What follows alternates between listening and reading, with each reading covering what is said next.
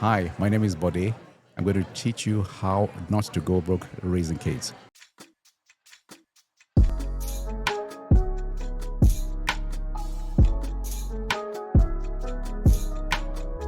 Hello, everybody, and welcome to another episode of Don't Go Broke Trying. Today, I am live at FinCon in Portland, Oregon. So this is our first time here. Excited. How are you liking FinCon so far? Loving it. Good. And so far right now we're at the Adobe Podcast booth. So they are helping us produce this lovely episode that you are hearing. This is a little different. It's going to be a short episode where Dad and I are just going to talk about raising kids that are financially literate. So obviously, if you have not listened to my dad yet, you don't know him. So maybe I'll let him introduce himself right now, Dad. Sure. My name is Bode again, and I am a lawyer. I actually practice trial law, and this is in the city of Mississauga, predominantly, and in Toronto. And I've been doing this for quite a few decades now. Okay. And how did you learn about investing? Oh, goes back quite a few years now, living abroad. And after moving up from Nigeria, I actually learned from self-research how to actually understand how money really works. I didn't really know a lot about how money works. I earned a fair bit of money, but I didn't know how money worked. But over the years and doing a lot of research, buying books, getting online, just pretty much self-taught way of understanding how money works, I was able to, over the time, understand more about income, budgeting, expenditure, delayed gratification, and things of that nature. So roll forward 30-something plus years, I've actually become quite an accomplished, if I say it myself. I would agree with that. So if you want to follow Dad, you can follow him on Instagram. He has a page called Bode, the Finance Dad, and I think it's a really great page to give you some more insights. One question I get a lot is, okay, Reni, how do you raise financially literate kids? You are so financially literate. I would love my kids to be just as financially literate as you. And I'm like, well, I could tell you a bit, but I didn't raise myself. So I think it would be great to have you here to just teach them a little bit about that. Okay. And I do know that you started teaching me about about money when I was 4. Maybe you did it earlier, but 4 is what my earliest memory. So I really just want to, dive deep into that and talk a little bit more about that. Happy to do that. Okay, so why do you, first of all, think that teaching people about financial literacy is even important? Well, teaching people about financial literacy is actually critical because whatever you do in life, the common currency is money. Mm-hmm. And you're going to need that from cradle to grave. Whether you like it or not, it's what actually can make a difference between how you live your life and whether you have a rich and fulfilled and soft-landed. So it's critically important that the earlier that people understand not just about money, but how it truly works, it's transformative. Yeah, I agree. I think, as you said, money touches every single aspect of our lives. Mm-hmm. It touches when you want to get a job, money is very important. When you want to buy a house, when you want to, even breathing at this point is costing money. Absolutely. So the second you leave the house, you're spending some money. Sometimes even before you leave the house. Yeah. So it's just important that you understand not just what money is, but how to use it effectively. So you started teaching Tenny and I about money. Tenny's my sister, if you don't know, about money when we were very young. So why was it important for you to start us off at that extremely young age? Okay, so at that age, I recognized one thing from my research. The younger your child understands how money works, whilst they're still, let me put it this way, as parents, we probably have, if we're lucky, maybe 20 years within which to mold the financial destiny of our children. Mm-hmm. And the minute, or the once you actually have that opportunity, that you actually weave it into everyday discourse, from play to when you're out, just trying to mold the child to understand this game of money. And in many ways, it's a game. If you play the game right, you win. If you don't understand the rules of engagement, it's going to cost you many, many decades of the things that you could have learned and the parents could have had an opportunity to impart to the children. So I recognized, and my wife recognized at a very early age, that we have a job to do. Yeah. We have Reni and Tenny with us. Let's teach them what we know. And we learn together as well, because we don't claim to know it all, but we learn together and actually build the foundation for or generational wealth. Yeah. Is there an age that you think is a good age to start teaching kids about financial literacy? I know you said early, but is there a certain age that you think is a good time? I think every child is different, but once you actually have a child that shows the ability to understand, is when you start weaving in this concept at a very at that age. So whether it's 3, whether it's 4, we started with you guys about when you turn 4. So maybe Tenny was 2. Maybe Tenny was 2. Yeah. But there are subtle things as well that the children will pick up. And the one thing that I know for certain is that you, as a parent, have to model what you expect them to do. Yeah. It's not just tell me, it's show me. Kids learn more from showing me than tell me. Okay, so since you just mentioned showing us versus telling us, how did you first start teaching us about money? Like practically, what did you introduce us to when you first started? Because I think a lot of, again, people are new parents or maybe they've had children for a while, but they just want to know, okay, what can I actually do to teach them? Practical steps. Okay, so showing me is, this is how we live. Okay. This is how we as parents manage money. So letting the children understand the conversations between the parents. And if I recognize that we're not all at the same level, if you do not understand the way money works, you have to actually start that process of learning yourself, because the children are going to model what you model. Yes. So to the extent that we knew a little bit more, we started getting you involved in the conversation, even at a young age. Things like we go out, we actually in those days, we actually had, there was no Netflix. We had a company called Videotron. And Videotron, you actually were able to borrow VHS tapes to actually watch. Like Blockbuster. Like Blockbuster. Okay. And you'd actually have this, and they were very clever. Just before the checkout, they had a whole row of candies. And I remember very clearly that either yourself or your sister, it was actually targeted towards kids. We love candy as well. We love candy, but it was actually targeted towards their height. So whilst we're trying to pay for it, and you had the kid, one of you was always trying to actually buy one of these things. So part of our job was to actually say, look, these are overpriced. You can get something cheaper at Walmart, as an example. So teaching delayed gratification from just the discourse of everyday life. Okay, so it wasn't just about saying no. It was more like, okay, we're not going to get this right now, but maybe it costs $5 here and it costs $2 at Walmart. Right. Let's use that money better and go to Walmart. Absolutely. The second part of that is actually making sure that at some point, whether it's at 4 or 6 or whatever, this child touches, I like physical cash, not a credit card, of course. They're too young for a credit card, but I like the child to actually touch physical cash and understand that this is their money. Okay. And when you get to a point where you say, okay, you'd like candy, as an example, okay, we're going to spend your money. And it's absolutely magical when you see a person understand money and they say, you know what, I don't want it. I really don't want it anymore, because now it's their money. It's not daddy and mommy's money. It's your money that is being spent. There's some ownership. You've got ownership. If you spend it, there's nothing left in that bag. Yeah, okay, that makes sense. Yeah. I feel like there's a thin line, though, between, you introduce your kids to money and burdening them with responsibilities at an early age. Because what I hear is, my mom was always telling me there's no money.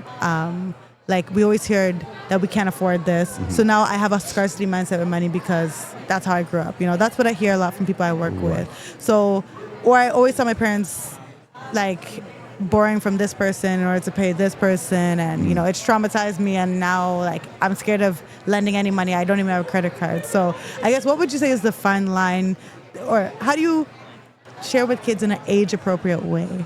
Okay, that's an interesting one. Life doesn't stop because of money. That's number one. You got to make it fun, but you as a parent have to understand that concept. So you teach them about money. There's money that you need to save. You need to delay gratification, but at the same time, you have a life. How does money work? You understand the concept of, you teach your children about the MKM Formula. What's that? At a very young age, it's too young, but say by the time they get into university or they get into college, making money, keeping money, and multiplying money. The MKM Formula. So one part is maybe you get an allowance, you make money. You also save money. That's the keeping of the money, the K. And then the multiplication, which is the magic sauce. How do you actually multiply that money? So the M, K, and the M, if you can teach the M more than anything, you have somebody, a child who's actually going to do absolutely wonderful things. That is a word, a whole word. I think that's great because you start with, okay, this is how you make money. Yep. This is how you keep that money that you've made. Right. Because most people know, they can figure out how to make money, but the keeping and the multiplying that's extremely important. The multiplication is the magic sauce. If somebody is not, maybe they themselves as parents, they are just in the making, but they're not in the keeping or managing money phase. Are there any tips that you would give so that they can learn themselves? The beauty about our day today is that we all carry encyclopedias in our palm, our cell phones. There's a lot of very useful information, very great information that even if you're not financially savvy, you can educate yourself.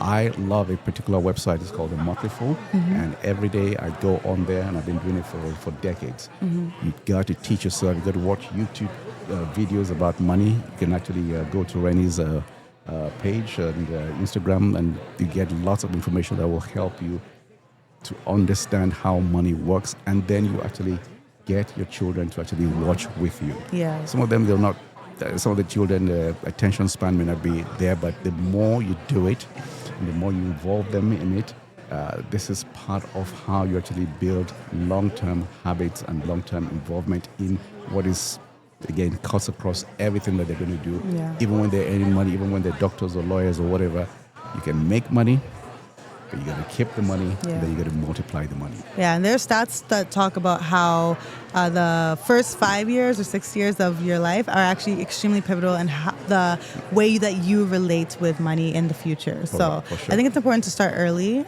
extremely early actually, as early as possible. What do you think? Okay, so here's some things that you did that I think were helpful. Okay. So to start off, when aunties and uncles, first of all, you opened a bank account for us very early on. So I think it was around age 4 that you opened my bank account when we moved to Canada. And again, you gave us ownership that this debit card is for you. It's your money. Yep. What's in there is, you give us ownership at a very early age. Maybe I didn't fully grasp the concept, at that age. But over time, I started to learn more about it. And I will think I had a bank account before anybody I know, right? So I think that was one thing, a practical tip if anybody is looking for things to implement.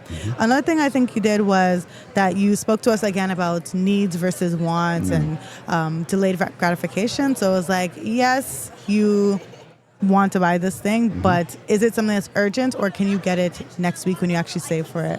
Another thing I think you did that was good, you and Mom did, was give us an allowance. So that allowance, it's not like it's a crazy amount of money or anything, but it gave us another sense of ownership on I have done these chores.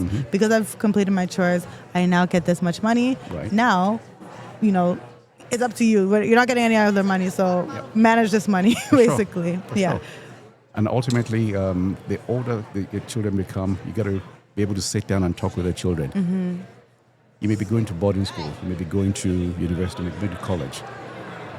The world is going to attempt to give you stuff that you may think is free, but it's not free. Yes. You've got to understand the game. And I think before you went to university, you sat us down. I sat you down. I spoke to you about credit cards. Yes, Here thank God. is what you need to know. Credit card is not free. It's borrowed money. It's the most expensive money that you can ever have. And so treat it like a loaded gun. No, literally. That's what you told me. And I think it helped a lot because when I went to university, there were banks on campus that would offer you, here's a free iPad if you sign up for our credit card. And I would be like, okay, yes, I can accept it. But I also knew that the iPad or the credit card was not free money.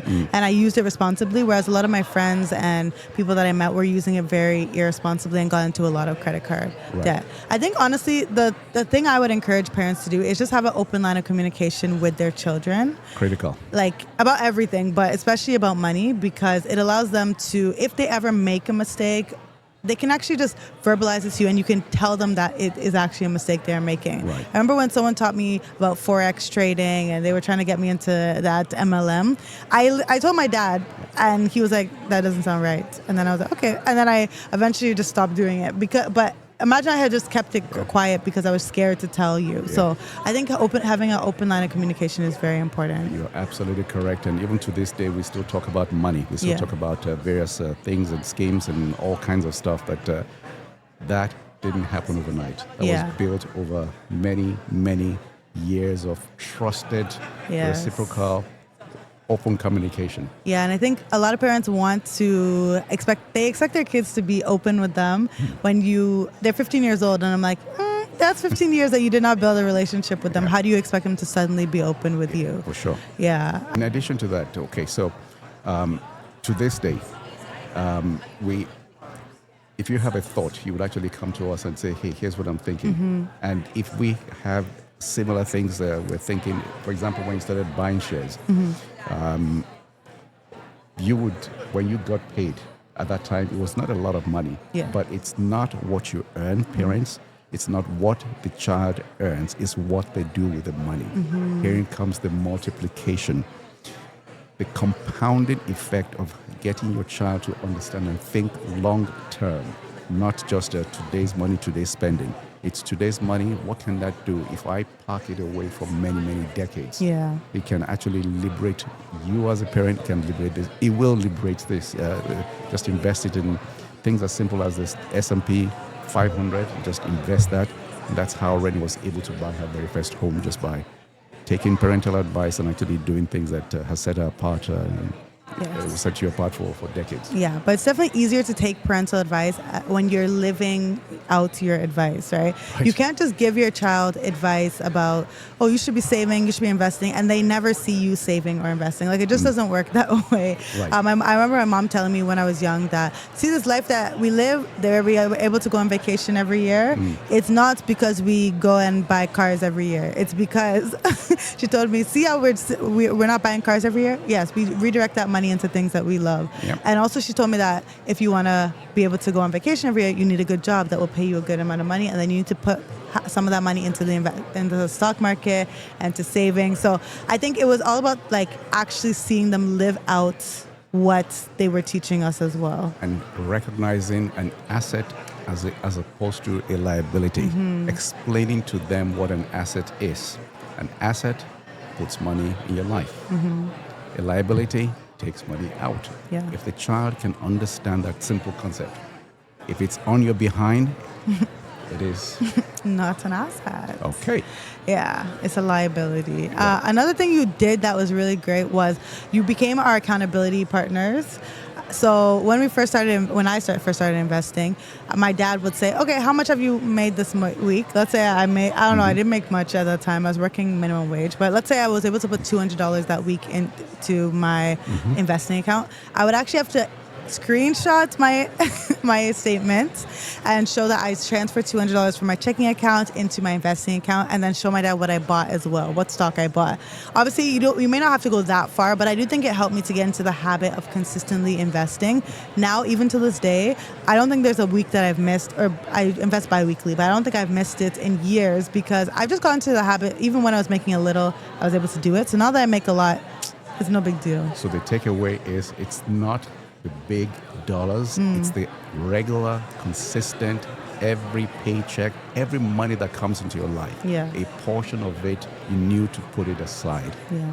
Savings, and then to do what with it? To multiply it. The K, the M, the multiplication. Yeah. That's the key. That's the magic sauce, the multiplication. So your money comes in, it could be an uncle that comes in there or an auntie that comes in there, gives you some money. Part of it is for your spending, but you must, whether it's $10 or $5 or whatever, there has to be a percentage that goes towards the money that's coming to your hands must not leave your life. Yeah. It needs to be invested to actually multiply in your life. Yeah, this has been great advice. I guess the last thing I would just mention for parents is maybe you're listening to this and you don't feel equipped, as we said, because you yourself are not very financially literate. As my dad said, we have an encyclopedia in our in our hands that we can look at and learn from different people. But another good way I like to tell people to learn is that you can actually read children's books about money, because they explain things in a very simple and easy to understand way. So there's a book called 17 to Millionaire. I have recommended this so many times, but it's by Douglas Price. There's a Canadian version, and he's now coming out with a US version, depending on where you're listening from.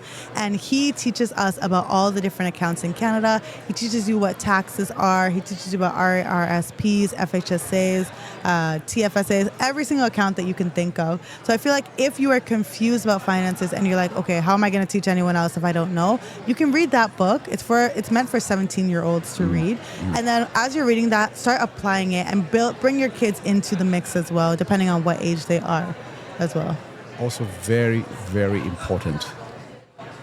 Cost of higher education always goes up more than inflation.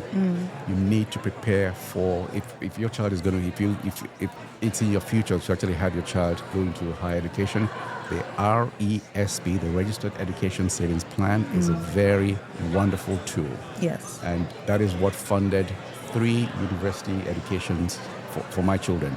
Yeah. For Reni, for her sister, she did her undergrad. So I did my undergrad, I did my BBA. My sister did her BBA, and then she also went to law school. And all of that was funded by our Registered Education Savings Plan that our dad started and our mom started at a very young age. When did you start that? About 4.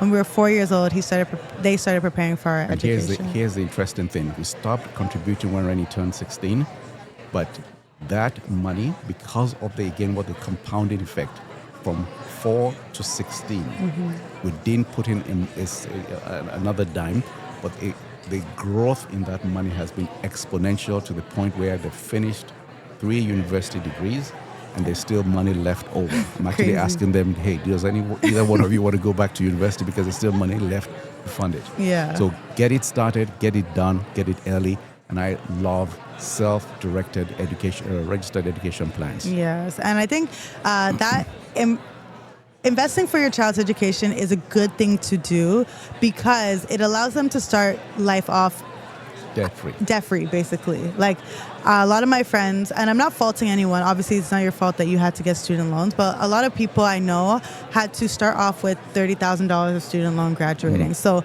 instead of you getting your first job and now being able to build and start investing right away, you're actually paying off debt and then you can finally get to zero, and then you can start building wealth. So I think it's something that parents can do to set their children up for success. And I find a lot of people are skeptical about it. They're like, oh, I don't want to do that, because what if my child doesn't go to school? What if they do? You know? What if they do? Yeah, what if they do? Yeah, and also, they have up to age 30, I think it is, to use the money, right? I think it's 35. Okay, yeah, something like that, to use the money. So maybe they will go for another degree later on. They can use it for, if they do trades, if they do other, it doesn't just have to be traditional university education. So I do think it's something you can do to set your kids up for success. 100%. And I see parents who are focusing on like life insurance policies for their child or stuff like that. And I'm just like, okay, I get it, but let's focus on the RESP first, and then we can go into other things. One other thing I should say is if you can teach your child to avoid FOMO, the fear of missing out. Game changer. Absolute game changer. Because guess what? Your child at some point is going to go to secondary school. That's where the biggest pressures start, where all of a sudden the child who you've probably been buying stuff from Walmart or whatever, all of a sudden now wants the $200 Nike shoes. How do you actually teach your child that the 200 Nike shoes that their colleagues or their friends are wearing, they could be knockoffs. They don't necessarily cost $200. Yeah. Or if you save up your money, then you can buy the $200 shoes. But if you actually want to do what everybody else is doing, you're going to get the same result as everybody. But because you see a person wearing $200 Nike shoes, doesn't mean they can afford it. Yeah. So what you see is not necessarily the same thing as a good bank balance. Yeah, get it. Teaching your kids to avoid FOMO, honestly, best tip of this thing. Like, it will help them a lot. If you can master that, it can set them up for success. It will success. Yeah. It will. It's not can. Because I feel like I don't really care about what other people do. You know, it doesn't concern me at all. Okay. Well, I think this is a helpful episode. What do you think? I think you can follow those simple tips. You got it. Yeah. You can So maybe you are a parent or you want to be a parent one day, or even if you just have other kids in your life that you are an auntie or uncle to, I think this would be an excellent episode to listen to with their parents or to just implement in your own life. So yeah, if you enjoyed this episode, we would love if you would share on all social media platforms and tag at Don't Go Broke Trying, tag at Reni, and also tag at Bode.theFinanceDad. We are here to help you and to give you lots of financial tips that can help you get good with your money. So yeah, thanks for being here, Dad. Thank you. Okay, we'll see you in the next episode. Bye. Bye.